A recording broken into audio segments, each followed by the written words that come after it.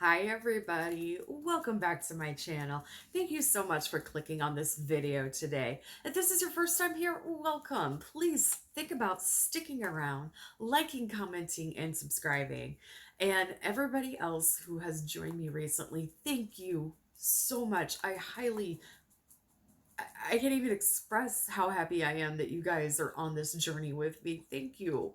Thank you so much from the bottom of this evil little heart that you guys have joined this channel and you like the lives, and I hope you like some of these videos as well. So thank you. I am on the road to 100 and I feel like it's finally possible. So I'm going to do my best to continue to bring you quality live videos as best as I can, and videos like this. So yeah, thank you guys. I'm going to be doing a channel update on the next video. So you will see some information coming up, some changes that I am making, yada, yada, yada, on the video coming up next. So just addressing it really quick, I do have some request videos out there. I am working on them. Right now, I went with Joan of Arc because I couldn't get her out of my head. And that happens sometimes. So if there is a video that has been requested, I will get to it. I promise. It has to feel right. And right now, I have Joan of Arc screaming in my head. So yeah, actually, it's been a few days. So I hope you guys click that like button, click that subscribe button, and watch the video, share it with your friends. This is a free, easy way to help out someone, a free, easy way to help out your fellow YouTubers. So just take a moment right now, hit the like button right down here, right here, or here, depending on where you're at. I don't know, somewhere in this facility. Like, all right. So today we're going to talk about Joan of Arc, like I've been saying. Um, I don't know why she's in my head. I heard something about her the other day that kind of threw me into a tailspin, so maybe that's why. I even wrote a poem about her. I've never questioned what the story was until recently. And, you know, history is written by winners, history is written by a very certain perspective that most of the time you have to take with a grain of salt. Things are not necessarily as they seem in your books. And, you know, thank goodness we have other avenues now to learn, but some of the information has been lost in time. I have been really confused about Joan of Arc's story for a while. I used to kind of feel a connection to her because she was burnt at the stake, but I knew she wasn't like me. So she's not a witch. She was never a witch. She's not pagan. She's not anything like that. She's very devout Christian, and there's nothing wrong with that. She was just a little fanatic about it, and I blame some of this on her age, her education, and the fact that she was going through puberty and may have actually been suffering from a couple of illnesses. However, we can't diagnose a story, and history is stories. So don't forget that. It's nothing but stories. Parts of it are true, but what parts? So Joan of Arc was known as the Maid of Orleans, and she was supposed to help lead the French into victory and do this in the disguise of being a man and being like a tactical genius, and ended up getting burnt at the stake for not renouncing her voices that she heard, and was a heretic. Apparently, she was foretold before she was born. This is where I start really questioning things because I've never heard this before. Apparently, Merlin, yes, that Merlin, foretold her birth and what she was going to do, and said that she was going to be a maid coming from Orleans and she was going to help win the French war against the English, and she was going to be a tactical genius, and yada yada yada. Um, with great emphasis put on maid, virgin, things like that.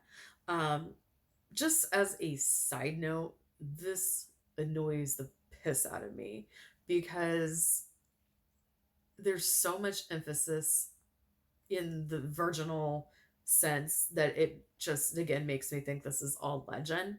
I believe that Joan of Arc was a real person. She was. Her name actually was Jeanette, and she, um, she did these things. History is able to prove that this person existed, but her story was not like what actually was posted and what was written.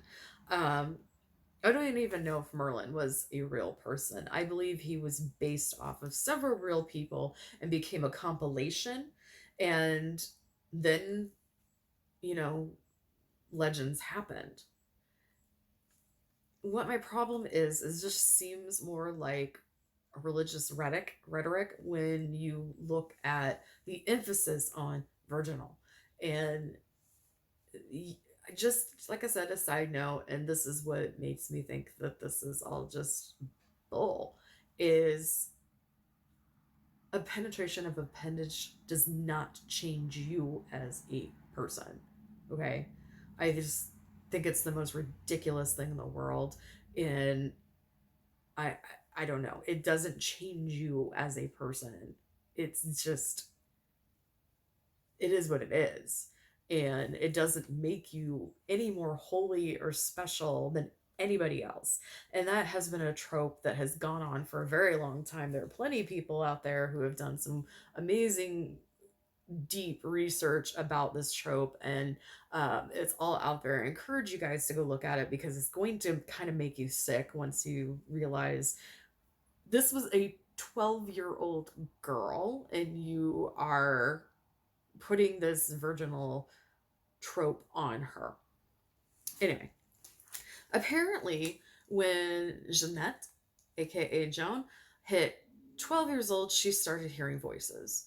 Now, that's pretty freaky. She heard three different voices, and they were telling her that she needed to go help command forces in the French army.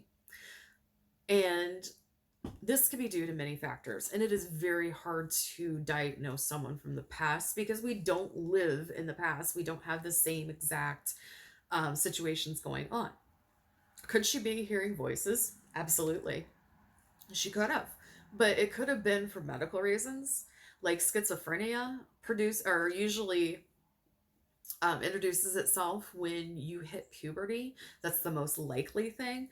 There was many different diseases. There were many different things that could have happened in order to make her feel like she was hearing voices. I honestly believe, because of the channeling and the talking that I've done with her, I believe that she was hearing voices. And I believe she believed in what they were saying to her. And but my problem is she never questioned if they were anything evil. It was all good, even though she was vehemently against paganism, witchcraft, anything like that, which would have things like voices and things like that.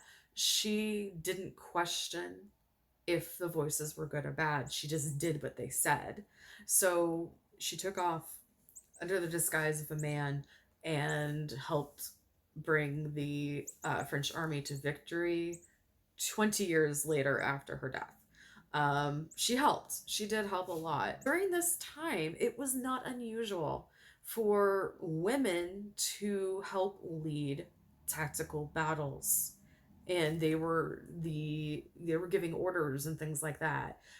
There were plenty of instances in history that were recorded that women who didn't have a husband at home, or their husband had passed, they were already gone in the war, brother, son, any male head of the household, the women head of the household would go out and they would be part of the army.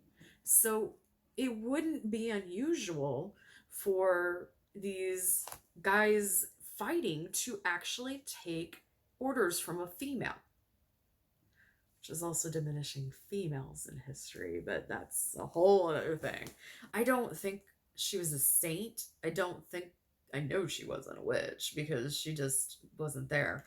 Um, I don't know what a saint is, so I can't really judge there too much. But, she was a kid. She had a horrible temper. She got really angry at the men who didn't attend church after a battle and, had their wives or mistresses or even prostitutes. And they were doing their thing because it was a war, and God knows if they were going to come home the next day. Every moment could have been their last, but she would beat people. She would smack them and, really go all to town to these people who she considered being sinners or whatever. She did not like anybody who didn't believe the same exact way she did, which is very dangerous. And it's unclear that she even knew how to read or write. I don't believe she did. And when she had to sign a confession, she had no idea what she was signing a confession to. She had to write a mark, which just means that she wrote an X, meaning that was in place of my name, and I confessed to all of these things. And she confessed to a lot of things. Um, she denounced it, and then the voices apparently returned after she denounced everything and was burnt at the stake as a heretic, not as a witch. Her last words in this world were Jesus, Jesus, Jesus. So tragic, tragic story for this young girl who heard voices and saw battle, but I feel like she bit off a lot more than what she could chew. I don't know why it's bothering me now. In any other time, I don't think it would bother me. I think it's just how history is really horrible with the truth. There was even a rumor that her brother and Joan got together and got a peasant girl to take her place and burn her at the stake, and she went on to live several more years. That has not been disproven. So the possibility that Joan, a girl who was highly religious, would get somebody else to die in her place seems disgusting, and it seems like it's not in character for her. But I don't know what would happen if I was, a 14-year-old child and faced with burning at the stake. Would I jump towards an opportunity to get away, or would I just stand there and take it because it was my crime or my guilt? I was decided this was my fate. I don't know.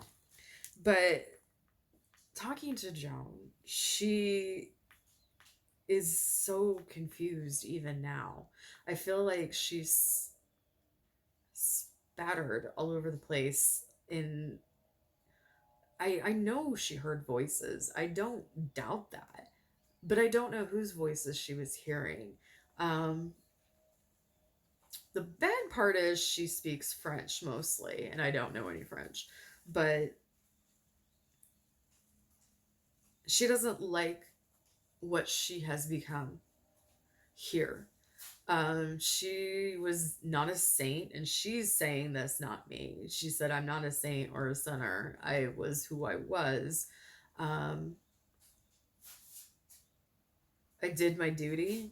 I did what I was supposed to do. And I believe she burnt at the stake that day. I believe the story of her living on is very weird, but her brother perpetuated that. Her own brother really perpetuated that for years. Um, she hated witches. She really did. So maybe that's why I'm getting a little problem here. But she really, really hated witches. She really doesn't like much people now. She doesn't like what the world is. She sees it as vile and disgusting. And um, she's not gonna come back. She doesn't. she's not one of those people that will ever have another life. She had a few lives before she was Jeanette, but she will not come back. She's done. She's completely disgusted with the earth and very judgmental still. Um, and I don't mean to get that way with people who are very invested in their faith. But when it becomes a matter of life and death and judging and throwing stones, it gets kind of bad. And she admits she was part of that. And she's not saying she's wrong in anything. She was not wrong in anything that she did. She did what she did because she was supposed to. And she heard the voices of the saints, and she never questioned where the voices were coming from. She said they were of God. So God gave her the power to hear these voices. So it wasn't anything bad. Um, it couldn't have been anything bad because God wouldn't allow that to happen. Um, yeah, she doesn't understand why she's considered a saint. She wasn't Catholic. Was, she just did what she did. And her life her life would have been lost in history if it weren't for some creative people. And she almost wishes it was lost in history. She feels like there's too much emphasis put on her and not on the acts and the miracles and the things that actually happened. So she wishes that her name was left out of history because it became about her, not about what actually happened. And she she does kind of admit that she was a brat is the common term now. She would have said something quite different in her time, but um yeah, she is really upset about who she has become in history. It's a story, but it's not the true story, and she hopes that her name will be forgotten. She doesn't want to be a saint. That wasn't part of her life. She says she is not a saint. And she says that there's no true story out there of anything of her life. There's bits and pieces, but most of it is all muddled. And it's almost like she doesn't even remember.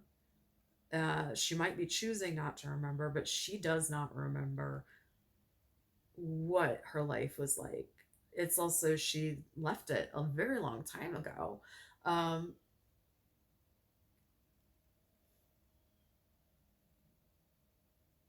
I guess the best way you can honor her is to forget her. And I know that sounds really strange, but she is just saying the wrong things got the attention. The wrong things, what I did didn't matter. It wasn't about me. And I am not any of the things that people made me out to be. I am just me, but I don't matter in the scheme of things. I was a small part. I played my part and I moved on. But it should not have been about me. This shouldn't have been the story that it is now. So, yeah, that's the reading I have on Joan of Arc, and I respect her privacy, man. I respect the fact that she is adamant that what her truth is completely true, but she feels like she should not have been put on a pedestal. And that is very humble. Um, all right, so I hope you guys enjoyed this video. Everybody have a good day or night wherever you are in the world. Remember, every single day is a gift, and I will see you later. Bye for now.